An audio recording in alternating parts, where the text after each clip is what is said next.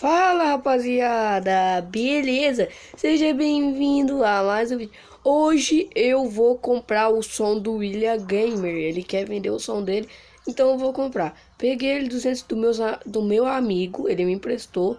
Eu vou estar fazendo essa surpresa pra ele, pro meu amigo, né? Tá comprando o som do William Gamer pra ele. Então eu vou estar vindo aqui na oficina porque ele botou esse som aqui, ó. Eu não sou fã de som assim, eu sou fã de som...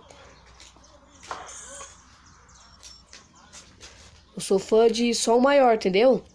Daí eu vou estar aqui vou estar indo lá na casa dele pegar o som e tá botando essa L200. Então quando eu chegar lá eu volto com vocês, beleza? Rapaziada, acabei de vir aqui na casa dele. Já peguei o som e como vocês estão vendo, já tá aqui na minha L200.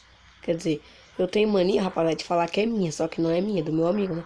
Já tá aqui na L200 do parceiro meu. Então, eu vou estar indo lá levar agora a caminhonete dele. E é isso, meu parceiro. Vamos estar testando o som para ver se está funcionando.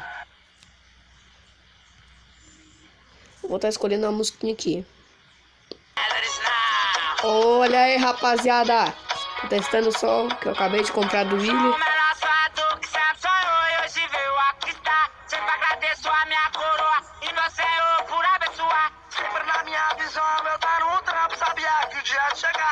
Hoje em dia nós estamos podendo e nós vai lá e vai comprar. Se hoje em dia nós estamos podendo e nós vai lá e vai comprar. Salve, William, tô te assistindo e acabei de comprar o teu som.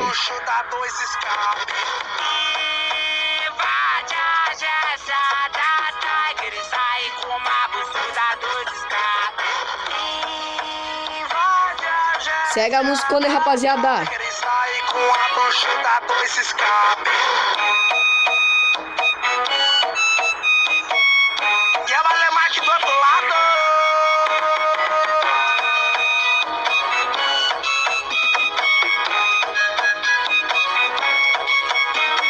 Sou o menor suado que sempre sonhou e hoje veio aqui está. Sempre agradeço a minha coroa e meu senhor por abençoar. Sempre na minha visão eu dar um trampo, sabia que o dia ia chegar. Se hoje em dia nós estamos podendo e nós vai lá e vai comprar. Se hoje em dia nós estamos podendo e nós vai lá e vai comprar.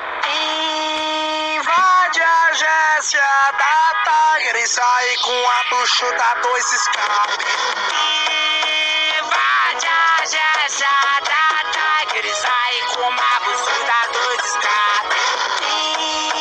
Invade a agência da Tiger e sai com a bucha da dois escape.